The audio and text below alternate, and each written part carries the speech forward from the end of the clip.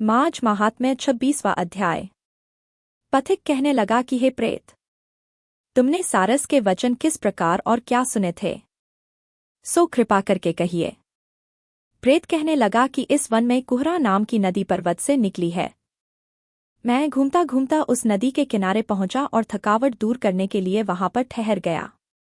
उसी समय लाल मुख और तीखे दांतों वाला एक बड़ा बंदर वृक्ष से उतरकर जल्दी से वहां पर आया जहां एक सारस सोया हुआ था।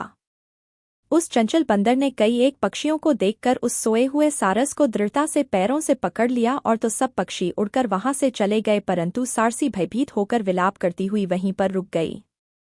नींद के दूर होने तथा भय से नेत्र खोलकर सारस ने बंदर को देखा और मधुर वाणी से कहने लगा, हे बंदर, तुम बिना अपराध मुझको क्यों दुख देते हो? इस संसार में राजा भी केवल अपराधियों को ही दंड देता है। तुम्हारे जैसे श्रेष्ठ प्राणी किसी को पीड़ा नहीं देते। हम अहिंसक और दूसरे के कर्मों को नहीं देखते। जल की काई खाने वाले, आकाश में उड़ने वाले, वन में रहने वाले, अपनी स्त्री से प्रेम करने वाले, दूसरों की स्त्री को त्यागने वाले, दूसरों की बुराई से दूर रहने वाले, चोरी न करने वाले, बुरों की संगति से वर्जित, किसी को कष्ट न देने वाले हैं। सो इस प्रकार मुझ निरपराधी को हे बंदर छोड़ दो, मैं तुम्हारे पहले जन्म के वृत्तांत जानता हूँ। यह वचन सुनकर वह बंदर उसको छोड़कर दूर बैठ गया और कहने लगा कि तुम मेरे पूर्व जन्म के वृत्तांत को कैसे जानते हो? तुम अज्ञानी पक्षी हो और मैं वन में घूमने वाला हूँ। सारस कहने लगा कि मैं अपनी जाति की स्मृति के बल से तुम्हारे पूर्व जन्म का सब वृत्तांत जानता हूँ। तुम पूर्व जन्म में विंध्य पर्वत के राजा थे और मैं तुम्हारे कुल का पूज्य पुरोहित था। तुम राजा होकर अपनी प्रजा को पीड़ा दिया करते थे। विवेकहीन तुमने बहुत सा धन इकट्ठा किया। सो वानर, प्रजा की पीड़न रूपी अग्नि की ज्वाला से तुम पहले ही तप चुके हो। पहले तुम कुंभीपाक नरक में गिराए गए। तुम्हारे शरीर को नरक में 3000 वर्ष बीत गए। फिर नरक से निकलकर बचे हुए पापों के कारण इस बंदर की योनि में आए और मुझको मारना चाहते हो। पूर्व जन्म में तुमने ब्राह्मण के बाग से लूटकर बलपूर्वक फल खाए थे। उसका यह भयंकर फल हुआ कि तुम वानर और वनवासी हुए। प्राणी अवश्यमेव अपने किए हुए कर्मों को भोगता है। इसको देवता भी नहीं हटा सकते। इस प्रकार मैं सारस का जन्म लेकर भी अज्ञान से मोहित नहीं हुआ। इतनी कथा कहकर वानर कहने लगा कि यदि ठीक ही जानते हो तो बताओ तुम पक्षी कैसे हुए? सारस कहने लगा कि मेरी दुर्गति का कारण भी सुनो।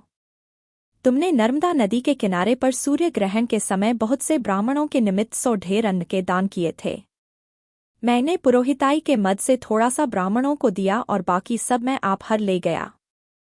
इन ब्राह्मणों के द्रव्य का अपहरण करने के पाप से मैं पहले कालसूत्र नरक में और फिर रक्त करदूम नरक में, जहां पर बड़े बड़े कीड़े थे और रक्त तथा पीप से भरा हुआ नाभि तक नीचे सिर और ऊपर पैर किए हुए पीप चाटता हुआ उस दुर्गंध वाले नरक में कीड़ों आदि से काटा जाकर 3000 वर्ष तक उस यातना को भोगता रहा। मैं नरक के दुख का वर्णन नहीं कर सकता। फिर नरक की यातना से मुक्त होकर यह सारस का जन्म पाया, क्योंकि पूर्व जन्म में अपनी बहन के घर से कांसे का बर्तन चुराया था। इसको मैंने एक जुआरी को दिया, इसी से मैं सारस योनि में आया। यह मेरी स्त्री पिछले जन्म में ब्राह्मणी थी, इसने भी कांसे की चोरी की थी, इसी से यह मेरी स्त्री और सारसी हुई। यह सब मैंने तुमसे कर्मफल कहा। अब भविष्य की बात भी सुनो। अब मैं, तुम और यह मेरी स्त्री भी हंस होगे और कामरूप देश में सुख से निवास करेंगे। फिर इसके पश्चात गौर योनि में और फिर जाकर दुर्लभ मनुष्य योनि को प्राप्त होंगे। इसमें मनुष्य पाप और पुण्य दोनों ही कर सकता है। इस प्रकार शिव की माया से यह सारा जगत मोह को प्राप्त होता है। न केवल हम ही परंतु इस संसार के सभी जीव प्रवृत्ति मार्ग में फंसकर अच्छे और बुरे कर्म करते और उनका फल भोगते हैं।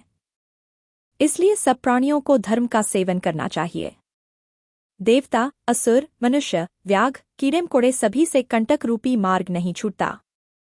केवल वेदांत जानने वाले योगी ही इस मार्ग से बच सकते हैं। इसी कारण बड़े बड़े महात्मा भी कर्म फल को टाल नहीं सकते। उपाय से तथा बुद्धि से कोई भी इसको नहीं बदल सकता। तुम पहले राजा थे, फिर नरक में गए, अब बंदर की योनि में वन में फिरते हो और फिर भी साही जन्म पाओगे। सा विचार कर आनंद पूर्वक और धैर्य धरकर विचरते हुए काल की प्रतीक्षा करो। तब वानर ने कहा कि पहले जन्म में मैं तुम्हारी पूजा करता था, अब तुम मुझको प्रणाम करते हो। तुम जाति के स्मरण से मेरे पूर्व जन्म के वृत्तांत को जानते हो। आनंद पूर्वक रहो, तुम्हारा कल्याण हो। तुम्हारे वचनों को सुनकर मैं मोहरहित होकर वन में विचरूंगा। प्रेत कहने लगा कि हे पथिक, मैंने नदी के तट पर बंदर और सारस का यह संवाद सुना, तब मुझको बोध हुआ और मोह तथा शोक का नाश हुआ।